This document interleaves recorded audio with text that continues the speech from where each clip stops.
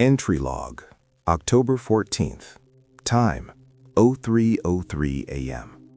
Subject, the Kensingtons, or whatever their real name is. The streetlights on Elm Street buzz. They always buzz. Most people sleep through it, the white noise of suburbia. But I don't. Sleep is for the trusting, and I stopped trusting this neighborhood 3 years ago when the HOA mandated beige mailboxes. But that's not what I'm recording tonight. It's happening again. I'm currently positioned behind the ficus plant in my second-story guest bedroom. I've taped over the red standby light on my camcorder. You can never be too careful with reflections. Down on the street, it's arrived. The car. It's the same one as Monday and Tuesday, a matte black sedan. It's not a Tesla. It's not a Mercedes. I've looked at the grille design through my Swarovski 10x42 binoculars, the ones I told my wife were for bird watching, and there's no emblem. It's been debadged, custom bodywork, and it's silent. Not electric car silent, where you hear the tires on the asphalt. I mean ghost silent, like it's gliding on oil. There are no license plates, front or back, just a void where the identification should be. It pulls into the Kensington's driveway at 114 Elm. The lights in the house are off. They always are. But the garage door, it doesn't roll up. It doesn't creak. It just opens, fast. A sudden yawning black mouth swallowing the car whole. Then, zip, it's closed. Total time on the street, 12 seconds. Who gets deliveries at 3 a.m.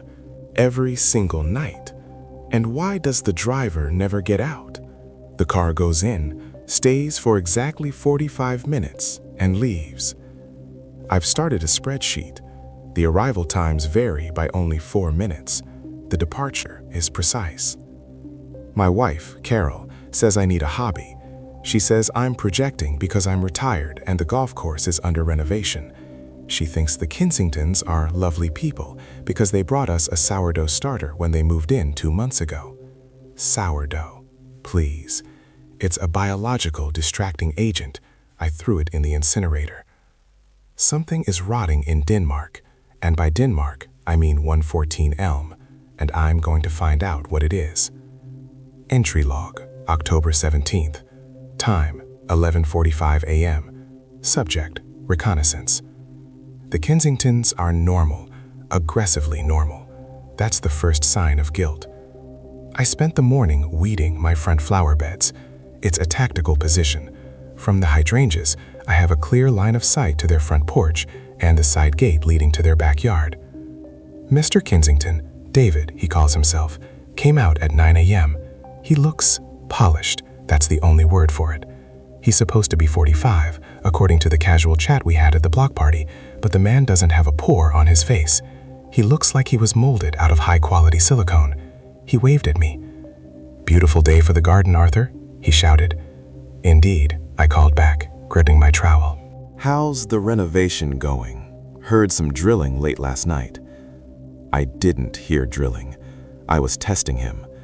He paused, just for a microsecond, a glitch in the matrix. "Oh, just fixing a leaky pipe in the basement. Old houses, you know?"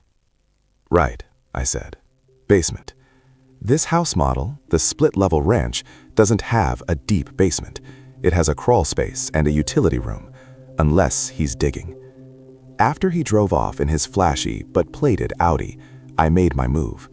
I waited for Mrs. Kensington, Sarah, to leave for her yoga class, 10:15 a.m. sharp. I walked to the edge of their property line.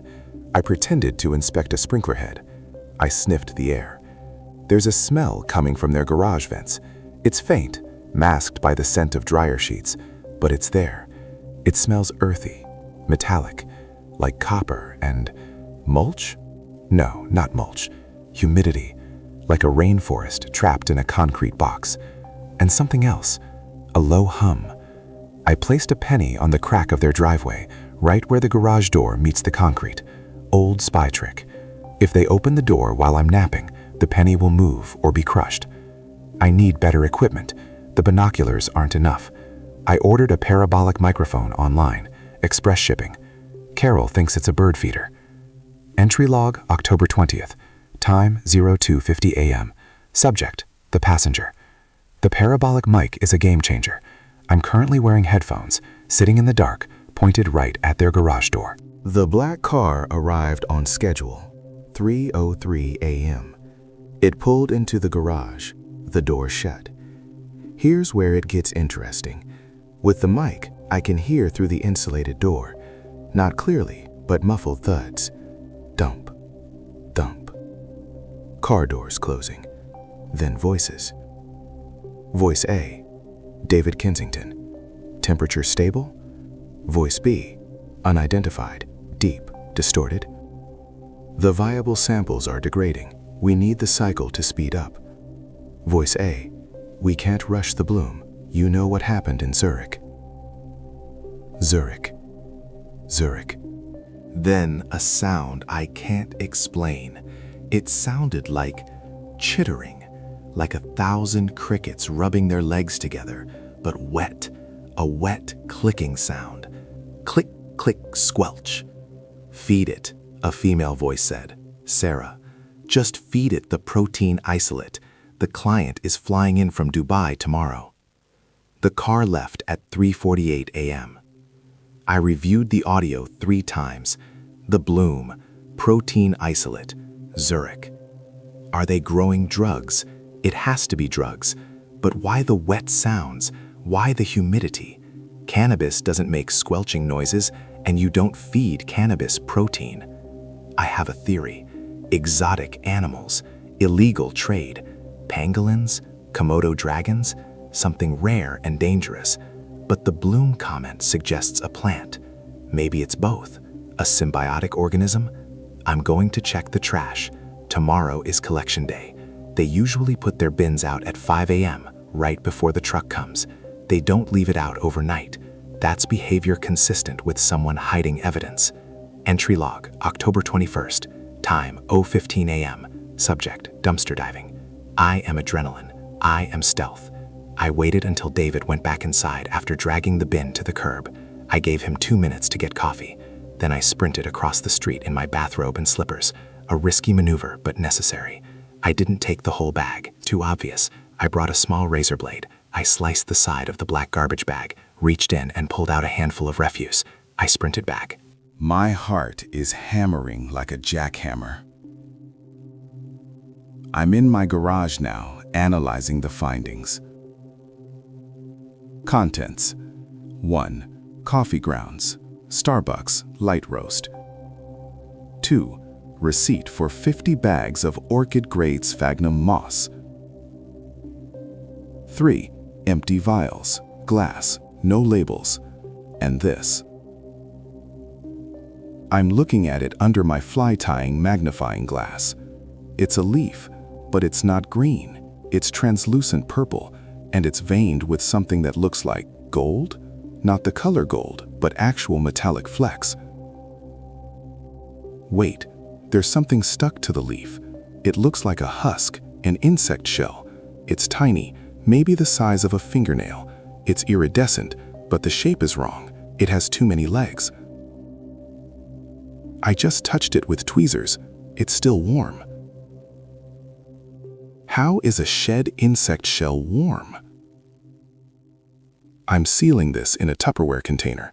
This isn't just poaching. This is biology. They are making something over there. Entry log, October 24th. Time, 01 a.m. Subject, the gala. The pattern has broken. Usually, the Kensingtons are home by 8 p.m. Tonight, they left in the Audi at 7 p.m. They were dressed to the nines. David in a tuxedo, Sarah in a gown that looked like it cost more than my first house. I overheard David on the phone earlier with the parabolic mic. The gala at the museum. Yes, we'll be late. We have to prep the harvest. They left, but the black car hasn't come yet. This is it. The house is empty. I know what you're thinking. Arthur, don't go in there. It's breaking and entering. It's a felony. But you have to understand, the smell has gotten worse. Even from my porch, when the wind shifts, I smell that copper sweet rot. And tonight, I saw a light. Around 10 p.m., a strange, pulsing blue light started emanating from the basement window, the one blocked by heavy landscaping bushes. I'm going in. Not through the front door. I'm going to the backyard. I recall David saying he fixed a leaky pipe around the back bulkhead.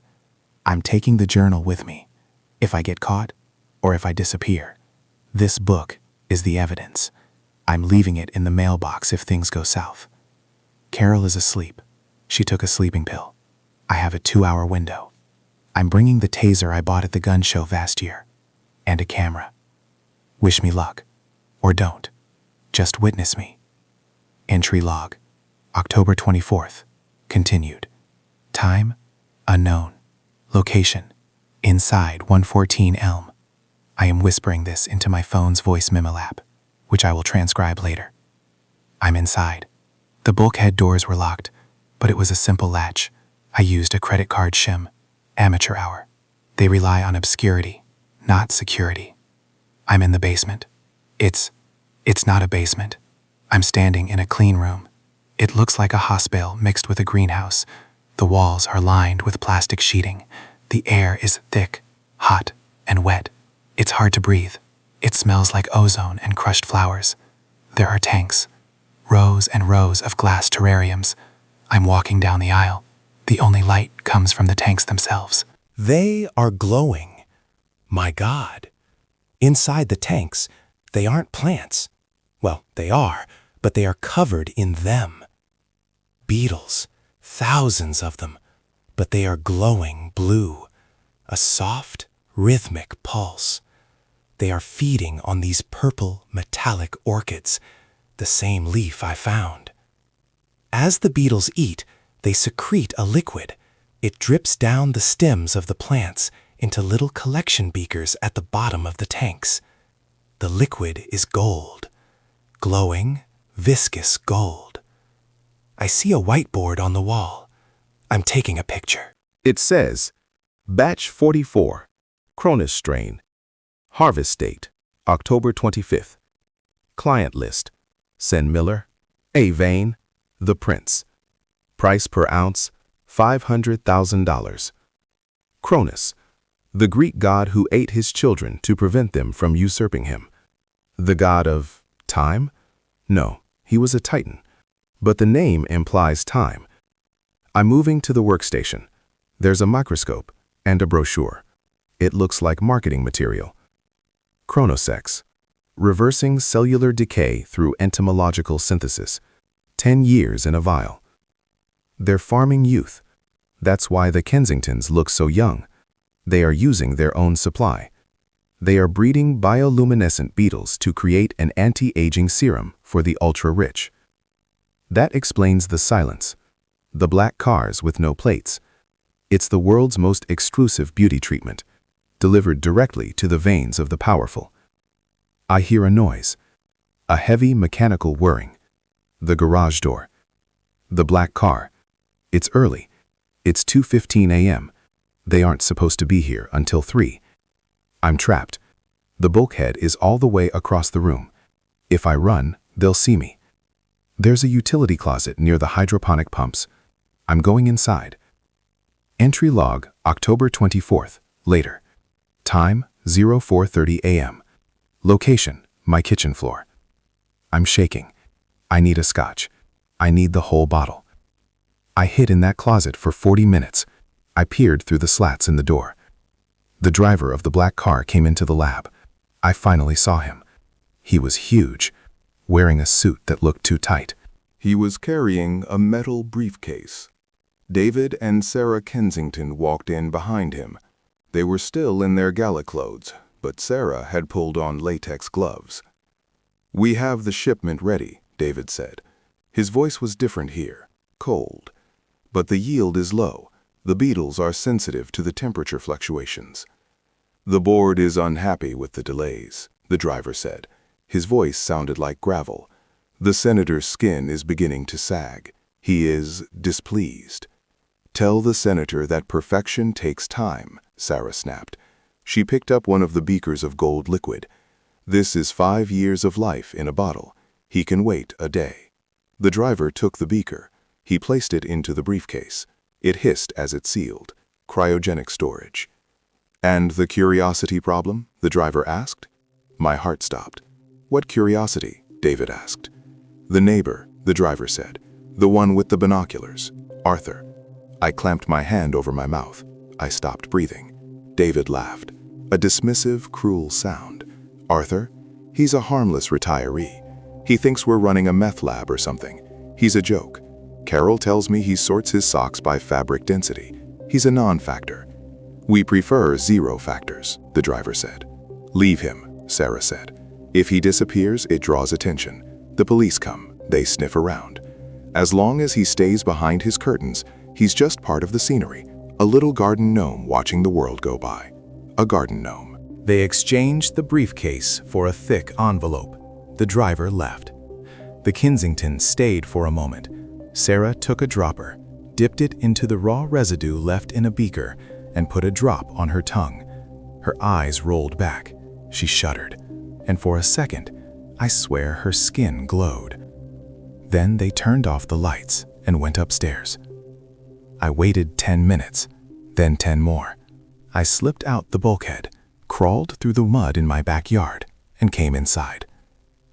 I'm safe, but I'm compromised. They know I watch. They just don't think I'm smart enough to understand. They think I'm a joke. Entry log, October 25th. Time, 10 a.m. Subject, the aftermath. I didn't sleep. I sat by the window. At 8 a.m., a delivery truck pulled up, a normal FedEx truck. The driver walked up to my porch. He dropped a package. I waited until he drove away. I opened the door. It was a small, black box, no return address. I brought it inside. I put it on the table. I stared at it for an hour. Was it a bomb? A poisonous beetle? I opened it. Inside, nestled in black velvet, was a single vial of the gold liquid, and a note, handwritten, elegant cursive. For Carol's arthritis. We noticed she was limping. It works wonders on the joints. Compliments of the neighbors. They know. They knew I was in the closet, or they just knew I was getting too close. This is a bribe, or a test. If I give it to Carol, and it works, I become a consumer. I become complicit. If I call the police, what do I have? A vial of goop and a crazy story about glowing bugs. The senator mentioned last night, Senator Miller. If I go to the cops, does it even make it to a detective? Or do I have a heart attack in my sleep? I looked out the window.